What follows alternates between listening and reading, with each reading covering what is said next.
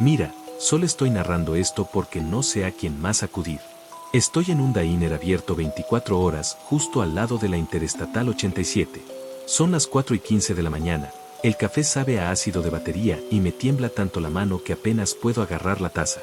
Cada pocos segundos miro por el vidrio empañado hacia el estacionamiento, a medio esperar a ver un parachoques oxidado encendiendo bajo las farolas.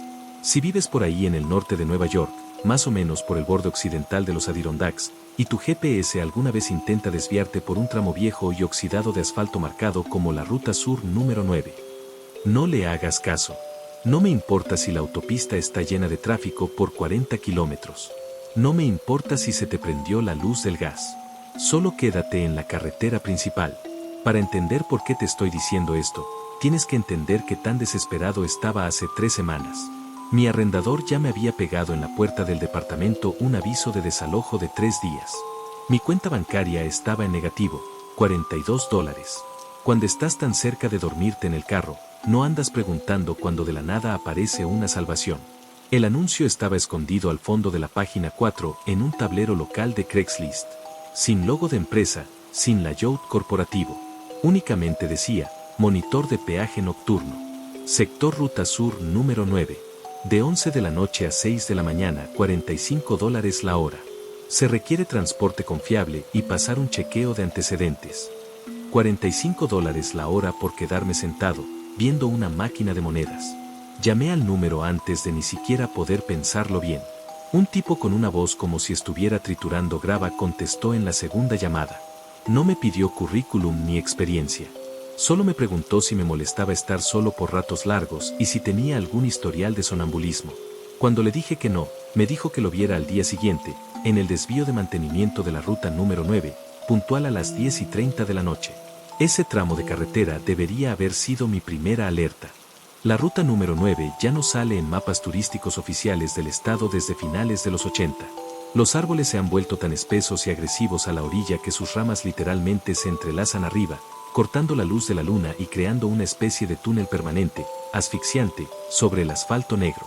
Cuando al fin llegué, lo de desvío de mantenimiento resultó ser nada más que un claro de grava metido en el pinar. Parado bajo un solo foco de luz blanca que titilaba, había 4 casetas chiquitas de vidrio blindado, separadas en 4 carriles automáticos. Se veía totalmente fuera de lugar, como si hubieran tirado una caseta de control moderna y estéril en medio de un bosque antiguo. El tipo que me contrató se hacía llamar Vance. Traía un uniforme azul marino desteñido de transporte estatal, con pinta de tener como 20 años, pero no tenía sellos ni insignias oficiales. No me estrechó la mano. Solo hizo un gesto para que lo siguiera hasta la caseta 4. El trabajo es automático, Dijo Vance, con los ojos recorriendo la línea oscura de árboles en vez de verme a mí. Los que van pasando dejan su cambio exacto en las canastas. Las barreras se levantan. Pasan. Tu único trabajo es quedarte aquí, vigilar los monitores de la cámara digital y asegurarte de que los mecanismos físicos no se atoren. ¿Y si se atoraran?, pregunté, clavando la mirada en el candado pesado tipo bóveda de banco en la puerta de la caseta. Vance metió la mano en el bolsillo del pecho y sacó una hoja plastificada por los 2 lados, la puso plana sobre el escritorio de metal. Si algo se sale de la rutina estándar, consulta esa hoja. Dijo Vance. Su voz bajó un tono, perdiendo cualquier rastro de amabilidad casual. No improvises. No llamas a la policía. No salgas de esta caseta hasta las 6 de la mañana, cuando se abran los seguros automáticos. Si rompes una sola instrucción de este papel, no vas a vivir lo suficiente como para cobrar tu primer cheque. Me eché a reír, esperando que se riera también o admitiera que era broma. No lo hizo. Dio la vuelta, salió de la caseta, se metió a una camioneta blanca sin placas y se fue manejando hacia la oscuridad. Estaba completamente solo.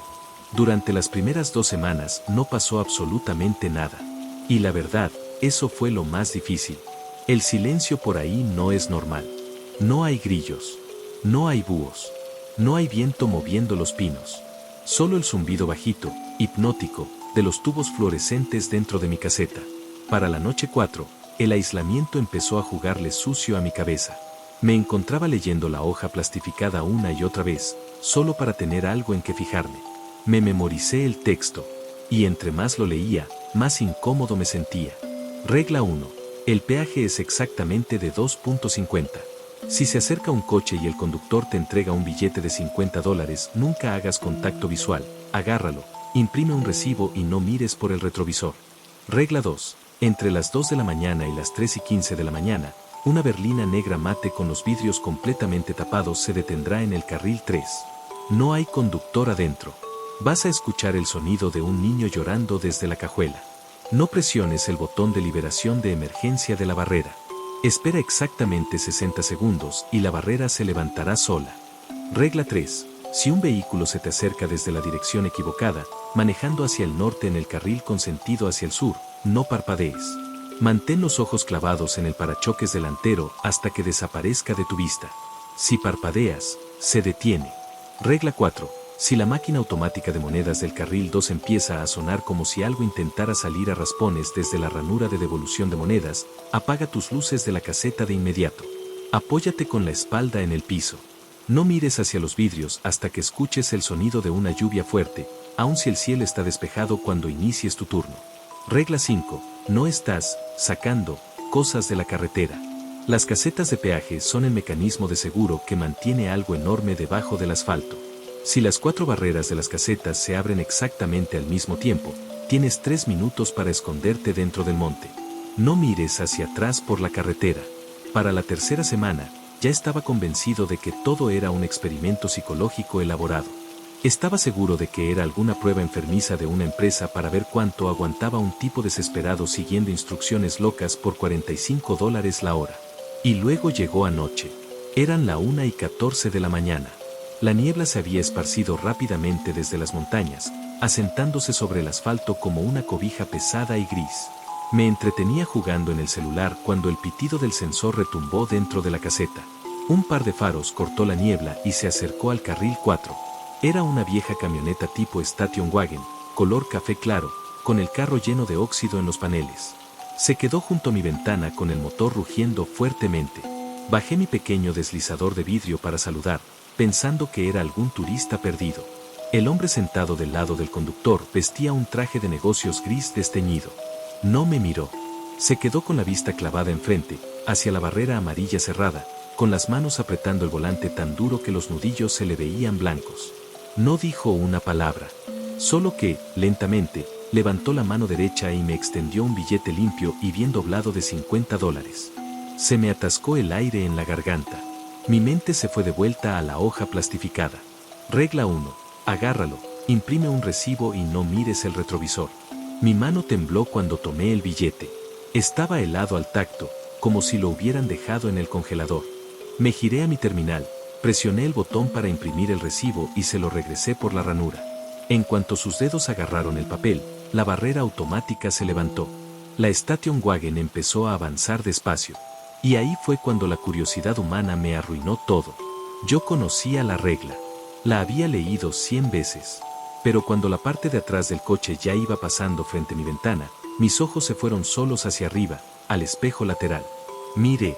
No había reflejo de la carretera detrás de él. No había reflejo en mi caseta. En el vidrio del espejo, lo único que veía era un océano enorme, oscuro como el carbón, bajo un cielo lleno de estrellas rojas que ya se estaban apagando. Y justo debajo de la superficie de esa agua oscura, había cientos de caras humanas pálidas e hinchadas, todas mirando a través del vidrio directamente hacia mí. La Station Wagon se perdió entre la niebla.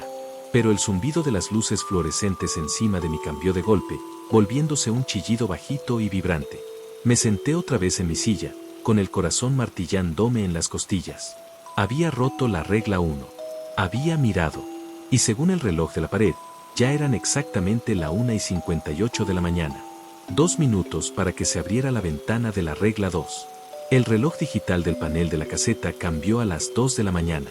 El zumbido bajito de los tubos fluorescentes se puso más fuerte, vibrando por el escritorio de metal hasta que me empezaron a doler los dientes. Afuera la niebla se había puesto demasiado espesa, de un modo antinatural.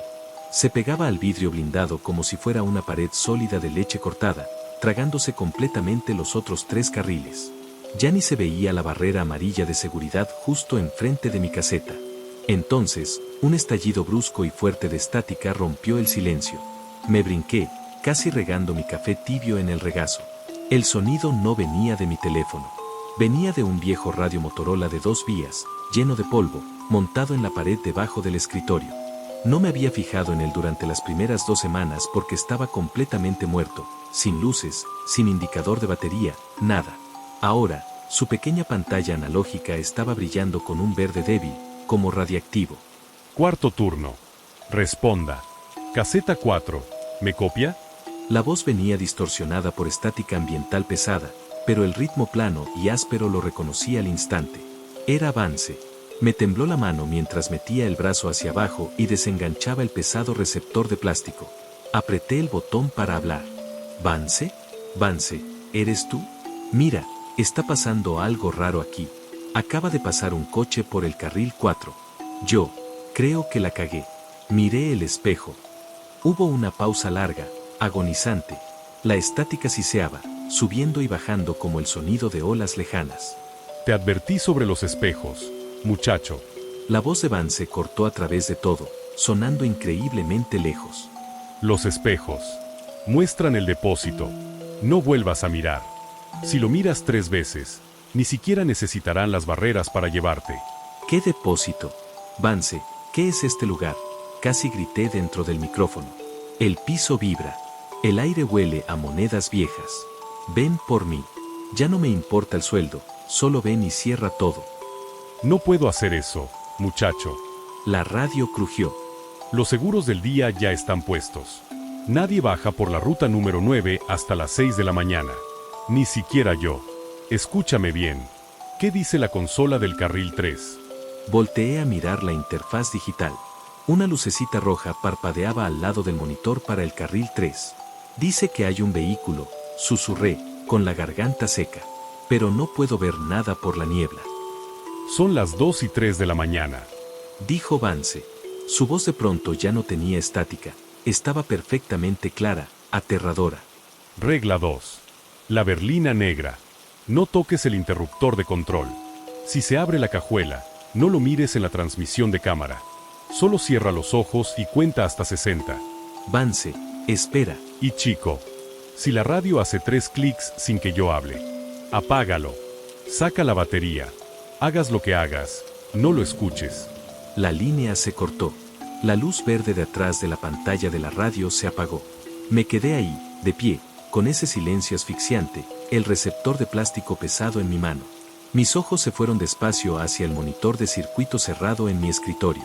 La cámara del carril 3 era una transmisión granulada en blanco y negro. A través de la estática pixelada de la pantalla, podía distinguir la silueta de un vehículo largo y pesado. No tenía faros encendidos. Los vidrios estaban tan oscuros que parecían rectángulos de carbón puro recortados en el aire. Regla 2. No hay conductor dentro. Vas a escuchar el sonido de un niño llorando desde la cajuela. Me quedé viendo la pantalla, paralizado.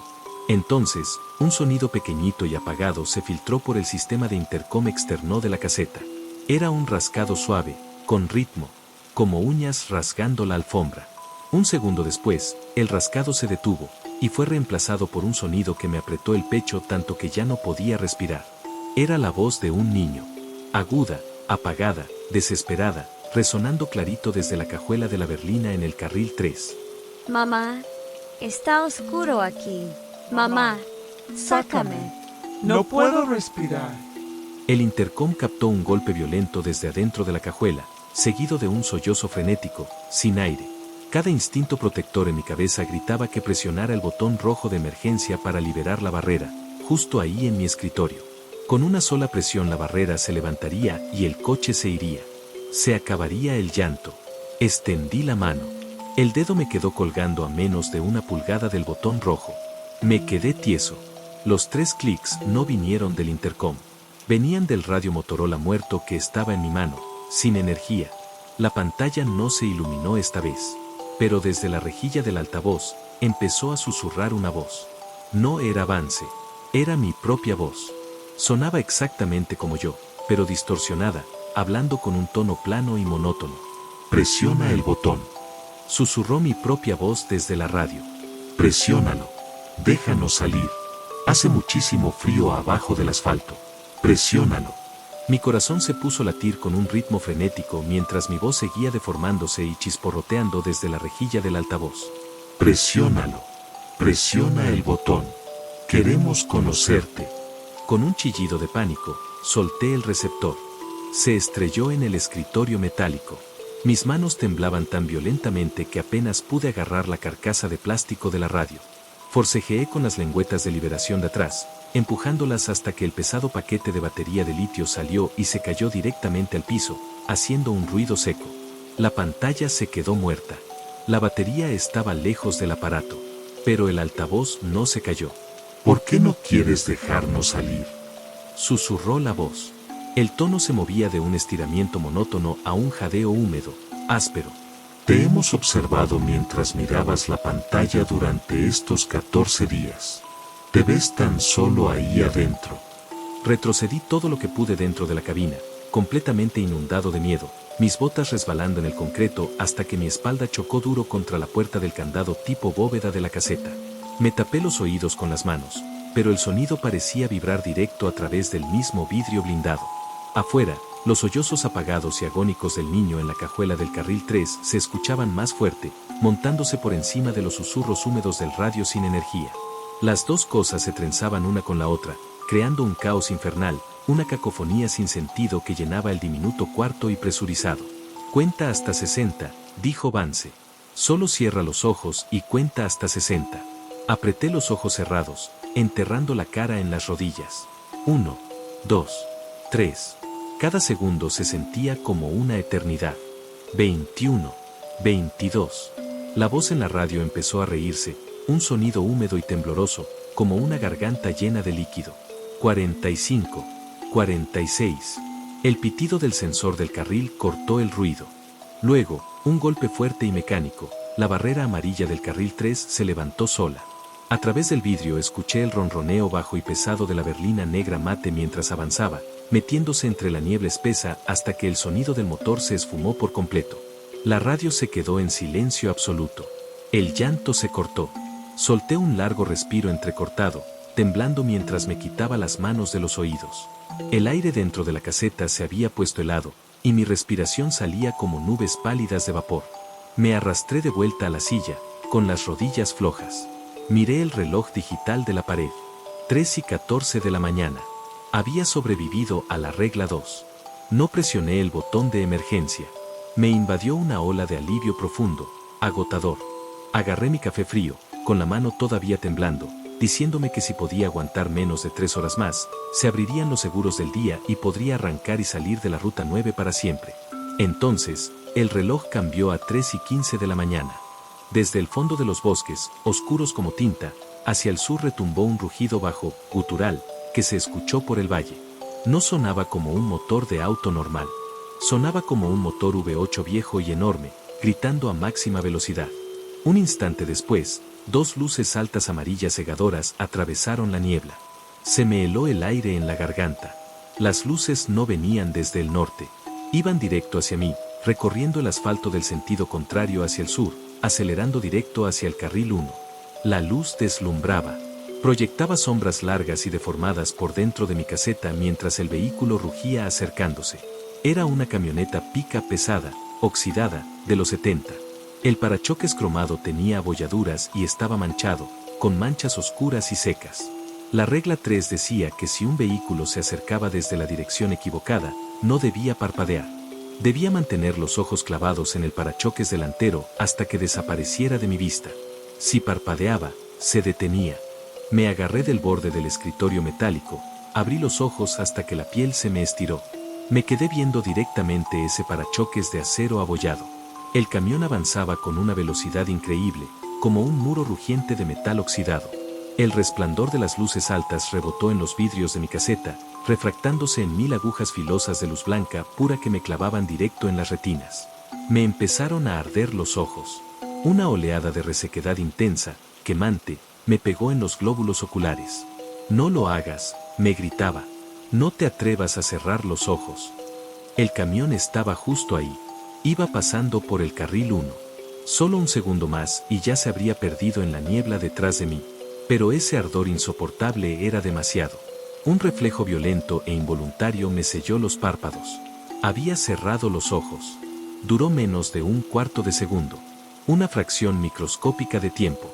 Pero en el momento en que se abrieron otra vez, el rugido del motor V8 ya no estaba. Se cayó un silencio completo, asfixiante sobre la ruta 9. La pick-up oxidada no había desaparecido. Estaba estacionada ahí mismo, en el carril 1, en silencio absoluto, justo al lado de la ventana de mi caseta. El vidrio del lado del conductor estaba completamente abajo. Y desde la oscuridad dentro de la cabina, un brazo pálido y alargado se estiró despacio, apuntando con un solo dedo tembloroso directo hacia mi cara. El brazo pálido y alargado quedó perfectamente quieto en el aire congelado. Su dedo gris se clavó en mi cara a través del vidrio. No podía moverme. Los músculos se me sintieron como concreto. Los faros del camión seguían encendidos, tirando un brillo amarillo enfermizo por la niebla espesa. Miré el lado del conductor, intentando ver la cara detrás de ese brazo imposible. Adentro estaba todo oscuro, salvo por el brillo verde tenue de las luces del tablero del camión. Entonces el conductor se inclinó hacia adelante, entrando a la luz. No era un monstruo. Era Vance. Pero no era el hombre que me había contratado hace 3 semanas. Su piel era traslúcida, estirada tan apretada sobre el cráneo que sus pómulos parecían listos para perforar la carne. La mandíbula la tenía abierta en un ángulo antinatural, descolgada y oscilando como la bisagra de una puerta rota. Cuando habló, su lengua no se movió. La voz salía desde muy adentro del pecho, húmeda y con eco. Parpadeaste, chico. Gruñó Vance. Sonaba como hojas secas de otoño raspando una banqueta. Te lo dije. Si rompes una sola instrucción, no vas a vivir lo suficiente para cobrar el cheque. Vance, solté, casi sin voz, pegada al vidrio. Por favor, ayúdame. Lo que sea que llevaba la cara de Vance sonrió. Era una sonrisa ancha y llena de dientes, una mueca cortante que le dividía el labio de abajo, dejando que una baba negra y espesa se le resbalara por la barbilla. Vance ya no está aquí. Vance parpadeó en 1994. Nosotros solo guardamos su vieja piel, o lo que queda de ella. La mandíbula desencajada se cerró con un crack horrendo, rompiendo hueso. Ni siquiera había terminado de procesar el sonido cuando estalló una explosión violenta de ruido justo detrás de mí. Era el carril 2. La máquina automática de caída de monedas no se estaba atorando. La canasta pesada de hierro temblaba tanto que los pernos que la anclaban al concreto se estaban arrancando. Desde adentro de la ranura angosta por donde devuelven las monedas, surgió un sonido. No era el tintineo de monedas. Era el sonido frenético y desesperado de docenas de largas uñas metálicas raspando desde adentro del tubo de acero. Regla 4. Apaga las luces de tu caseta inmediatamente. Apóyate con la espalda en el piso. No mires hacia arriba los vidrios hasta que escuches el sonido de una lluvia fuerte. Me lancé hacia el interruptor principal en la pared, lo bajé de golpe. La oscuridad se tragó la caseta 4. La única luz que quedaba era el enfermizo amarillo de las luces altas de la camioneta cortando el vidrio. Me arrodillé, me tiré en el suelo de concreto frío, y me pegué boca abajo. Apreté la columna duro contra la base del escritorio de metal, enterré la cara en mis brazos y me quedé viendo el polvo del piso. Arriba de mí, el sonido de las garras se detuvo. Un segundo después, un slap húmedo y pesado resonó en el techo de la caseta. Algo enorme había saltado del carril 2 a la parte de arriba de la caseta de vidrio. Los soportes gruesos de acero crujieron, haciendo un gemido en el techo por el peso inmenso que se movía. Luego vino el sonido de arrastre, un sonido lento y con ritmo, como si algo enorme y húmedo jalara su cuerpo por las ventanas blindadas. Un hedor terrible y asfixiante se coló por las rendijas de aire. Olía a sótano inundado, a cobre y a monedas viejas y corroídas. Me apreté con fuerza los ojos, con todo el cuerpo convulsionando en sollozos silenciosos y aterrados. Lluvia, decía para mis adentros. Por favor, que llueva. Le puse atención al cielo. Nada. El aire nocturno afuera estaba seco como hueso. De repente, un chisporroteo fuerte y sincronizado sacudió todo el valle. Eran los engranes neumáticos pesados de las compuertas automáticas de la carretera. No necesitaba mirar la consola digital para entender qué significaba. Los gemidos mecánicos de las 4 barreras levantándose se escucharon a la vez, en perfecta sincronía, a través de la niebla. Regla 5. Las casetas de peaje son el mecanismo de seguro que mantiene algo enorme debajo del asfalto. Si las 4 puertas de la caseta se abren exactamente al mismo tiempo, tienes 3 minutos para correr al monte. No mires hacia atrás por la carretera. El piso de concreto debajo de mi pecho se hundió con violencia. Un chillido enorme y desgarrador rompió el aire mientras el asfalto afuera se abría de par en par. La vibración fue tan intensa que se rompió el panel de abajo del vidrio de la caseta y me cubrió las piernas con pedazos. Un retumbe profundo y bajo vibró desde kilómetros debajo de la tierra, un sonido que se sentía menos como un terremoto y más como la primera respiración que da, después de siglos enterrado, una cavidad torácica ancestral y gigantesca. Ya no pensé más. El cronómetro de 3 minutos estaba corriendo. Me incorporé de golpe, abrí de un jalón la puerta pesada de la bóveda de la caseta y me lancé directo a la pared de pinos completamente oscurecida por la abrumante noche, apretando el celular en el bolsillo. El aire del bosque era helado, y de inmediato mi respiración nerviosa se volvió nubes blancas espesas. Detrás de mí, el sonido de metal arrugándose y concreto colapsando se escuchaba por el valle mientras la ruta 9 se desbarataba por completo. Corrí a ciegas, usando el flash de mi teléfono para cortar la niebla espesa. Las ramas me azotaban en la cara, me sacaban sangre, pero no me importaba. La adrenalina era lo único que mantenía mis piernas moviéndose. Me debe haber tocado correr como 2 minutos seguidos antes de que la luz atrapara una forma al frente. Había un hombre parado completamente quieto entre 2 pinos enormes. Llevaba un traje corporativo desteñido, con los brazos colgando flojos a los lados. Frené en seco, mis botas se hundieron en las agujas de pino mojadas. Oye, tenemos que irnos, la carretera se está cayendo. No se movió. No volteó. Di un paso con cuidado, apuntándole la luz del teléfono hacia la cara. Se me cayó el estómago en un pozo de puro horror. Era aquel de la regla 1. Era el tipo que me había dado el billete de 50 sin mirarme a los ojos. Tenía los ojos abiertos, completamente vidriosos, mirando en blanco hacia arriba, hacia el dosel oscuro. Respiraba, pero la boca la tenía atrapada en un grito rígido y silencioso. Me eché para atrás, paniqueado, y moví la luz del teléfono hacia la izquierda. Había más. Un montón. Docenas. Todos parados en filas derechas y ordenadas entre los árboles, como un huerto retorcido. Vi a una mujer con suéter de minivan. Vi a un adolescente con sudadera de la universidad. Vi camioneros, gente que iba de paso y familias enteras. Miles de personas que habían tomado la ruta número 9 durante décadas, todos encimados, hombro con hombro, en la oscuridad, congelados en el lugar, mirando directo hacia el cielo. Y entonces, el retumbo catastrófico desde la carretera se cortó de golpe. En ese silencio muerto y asfixiante del bosque, se escuchó un crack húmedo y sincronizado rebotando entre los árboles. De inmediato, todos, los miles de conductores desaparecidos, se les giró la cabeza hacia abajo. No me veían a mí. Me veían pasando. Señalaban hacia el borde del monte con dedos largos y pálidos, como apuntando a donde yo acababa de correr. Se acabó. Susurró el hombre del traje. Su voz sonaba como piedras moliéndose. Se acabó. Repitió la mujer a su lado. El canto se extendió por el bosque oscuro como incendio. Miles de voces se sumaron hasta volverse un zumbido ensordecedor. Los conductores pálidos de ojos muertos empezaron a avanzar en un solo paso, cerrándome el círculo, con las manos extendidas para señalar de vuelta hacia la carretera.